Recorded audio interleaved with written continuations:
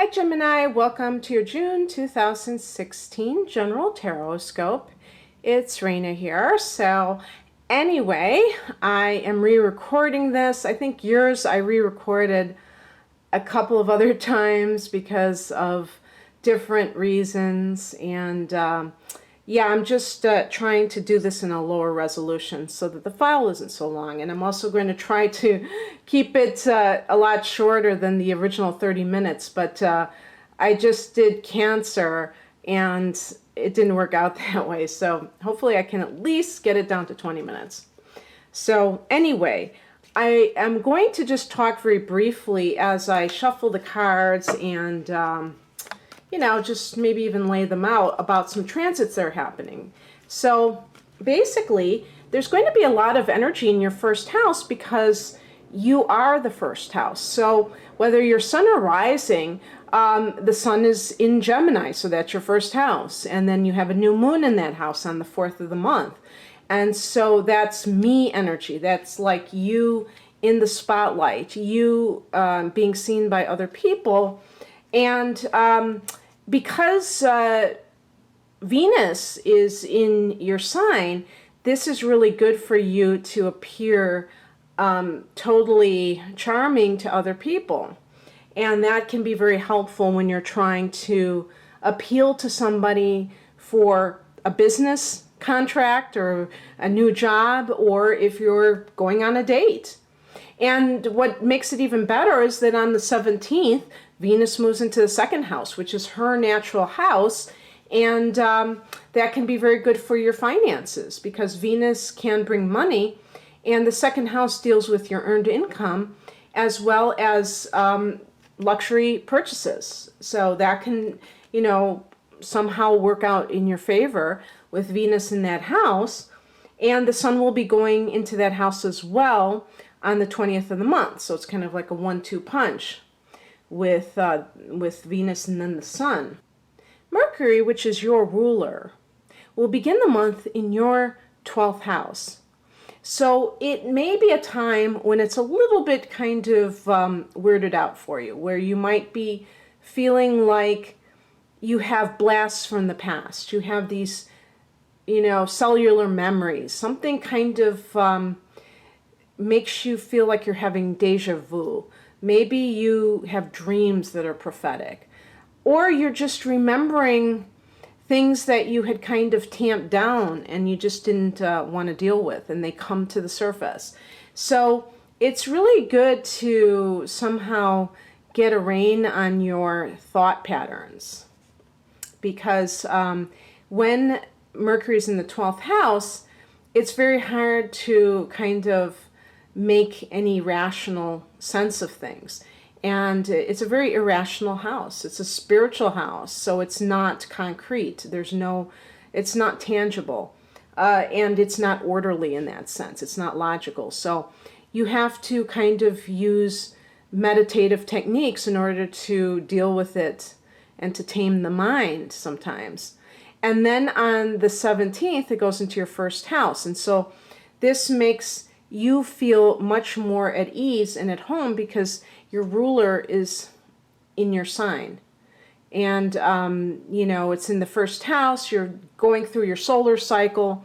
You're starting to feel more like yourself. And so everything should be all good. And I did want to also mention that we have the Sagittarius energy because we have the second full moon in Sagittarius. So this will, again, hit your 7th house. Obviously, this is a general reading, so mileage may vary, but I'm going to just do it as if everybody is going to be affected by the same transits who happens to have Gemini sun or Gemini rising.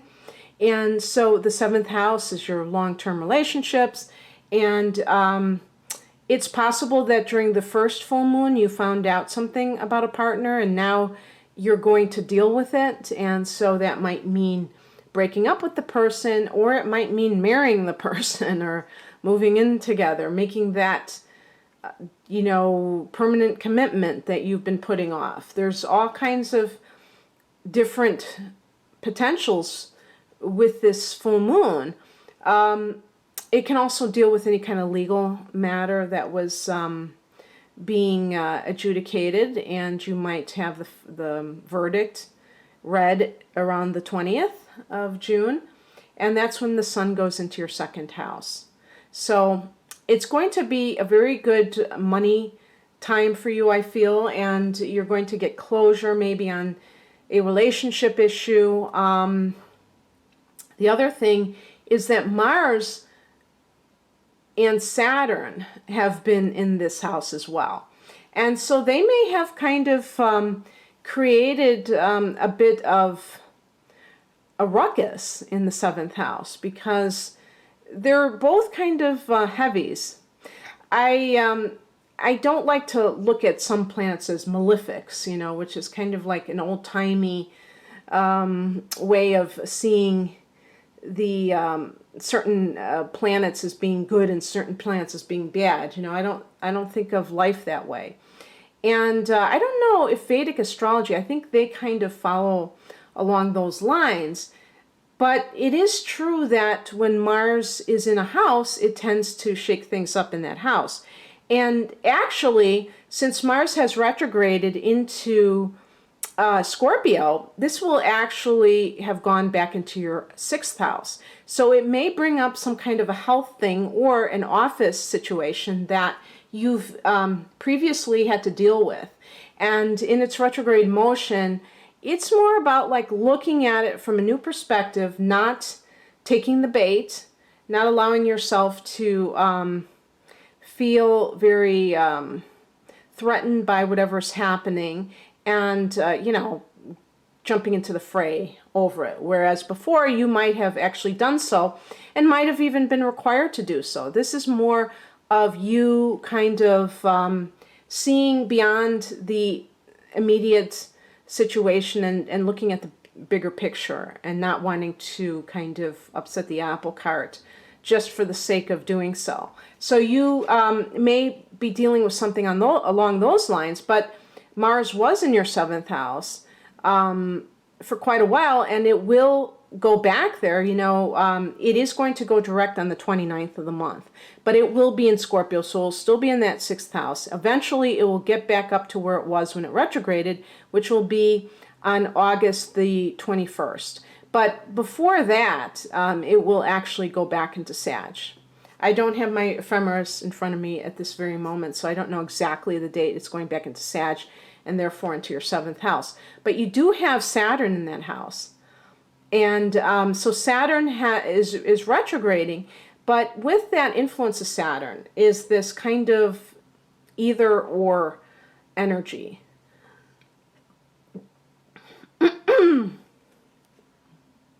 So this can be, with Saturn, either a very good energy of building upon a relationship, or it may be the final blow to a relationship, because Saturn can really pare away dead wood. And so if your relationship is not really happening, then it will probably go by the wayside during the Saturn transit, and that's for the best. You know, you don't want to have a half-assed relationship. You want a relationship that you can really commit to, that is really fulfilling you on some level. And yes, it can be very off-putting when you have a transit like that, because it can be very serious, and you're not a sign that likes to be serious, you know. So you just have to kind of learn the lessons of Saturn and not resist it. I think that's the best way of looking at it. But then you have those two full moons, and it's like, wow, you know, those are really, I don't want to say battering your seventh house, because that sounds negative, but they're really kind of impacting it. And it's worth like sitting up and taking notice. I mean, even if you haven't felt like anything has really transpired, who knows, maybe it's not showing itself right now. Maybe it will in the future. See, I'm showing this. I've been shuffling already. So on with the countdown. Let's see what's happening for Gemini in June. And remember, this is a general Horoscope, so it's not just going to be like a love reading or anything like that. And it's also not necessarily going to resonate with every person on every level. I always get some of those comments from time to time where people say, no, this isn't happening to me. Okay, well, that will happen.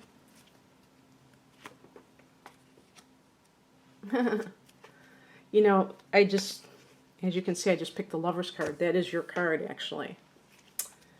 So, that is interesting, to say the least.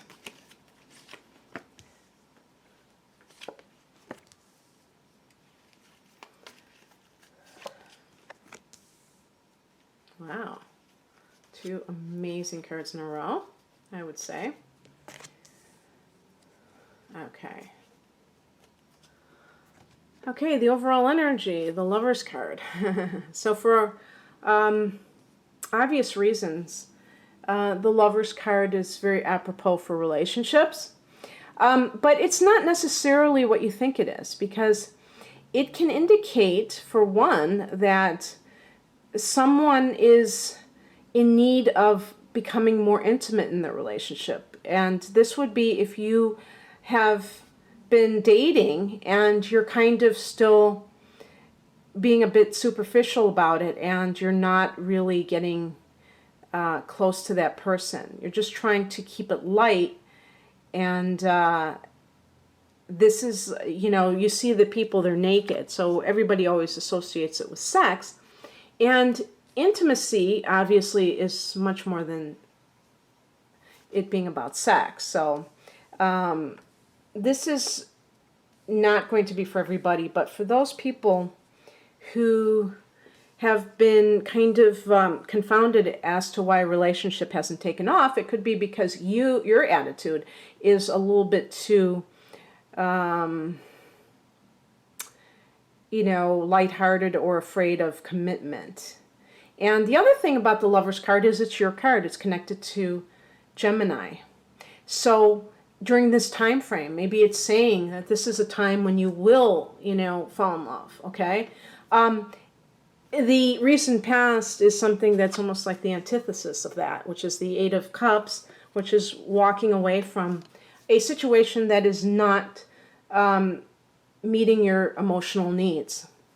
And again, like I say, this is not just a love reading. So the Lover's card could be a business partnership or just a business situation where there's a choice that needs to be made. Maybe you left another job that was not satisfying you, and you have a choice between 2 different employers. That's always a possibility.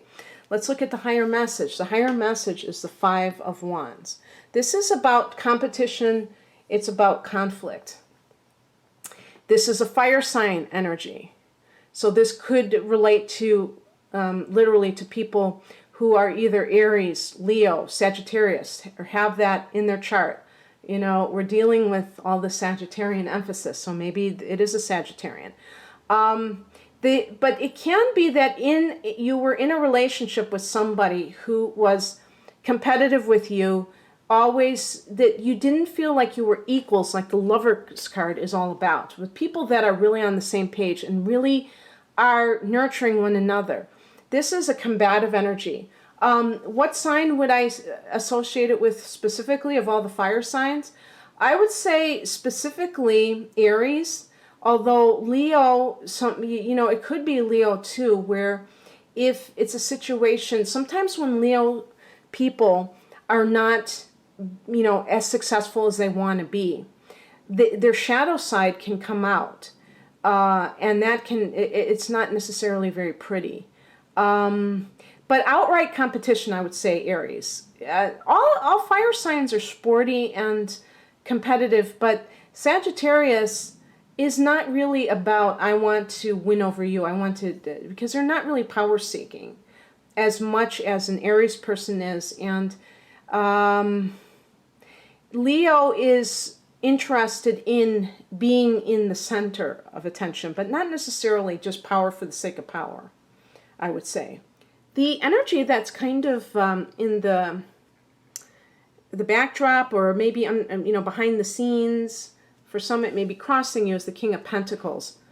It could be some kind of authority figure, like a boss, who is pulling some strings, doing something, maybe for the good though. Could be an earth sign individual, but it's somebody, could be somebody in a financial institution, like a bank manager. So the King of Pentacles can be somebody who pulls some strings for you, maybe makes something happen in terms of a business loan, especially if this Eight of Cups is you leaving a job because you want to do something on your own. You know, that's always a possibility as well. And maybe the Lover's card is just showing your ambivalence, because maybe you don't know if you have the capital to start something. And so you're debating whether to go on your own or to get another position somewhere else. And this person comes through for you. It could also indicate that an earth sign might have a crush on you or is thinking good thoughts.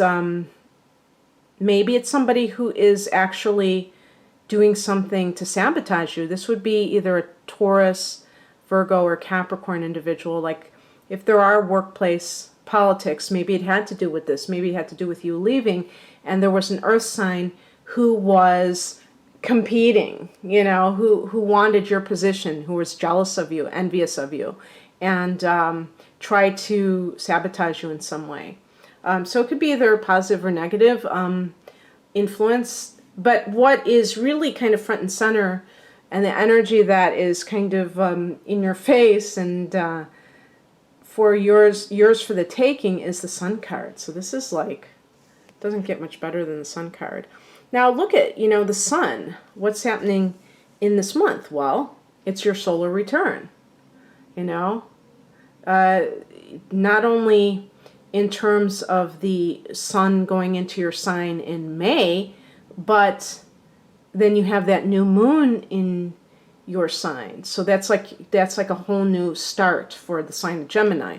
So that may be a pivotal point for you on June 4th, or, you know, the couple of weeks after that. That something comes about that is really exciting to you or happy, because look at the advice. The advice is the Ten of Cups. And so as advice, it's really about celebration. And tens can relate to family. So it might have to do with something. Maybe there's some kind of graduation of a young person. Sometimes the Sun card indicates that children are in the picture. It could be that you conceive if you're in a relationship. Maybe that is indicating that you are with the person that you wish to start a family with. And then you find out that you are pregnant, or that you have, I don't know, why is it bad to say made somebody else pregnant? Whatever the proper term is. Although for men, I don't like this idea, we're pregnant. I mean, a guy is not pregnant, so anyway.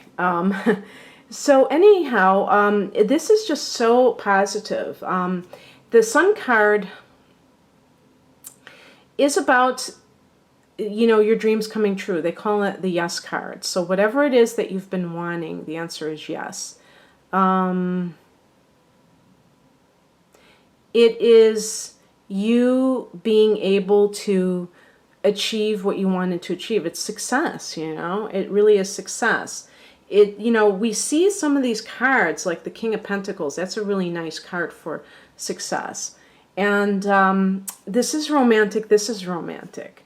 And this is kind of like, it can be a marriage that is being toasted, but it can just be like family harmony as well. Just really, really beautiful energy. The other thing I want to talk about in terms of numerology is that the Sun is number 19 of the major arcana. When you reduce 19, it reduces to a 1.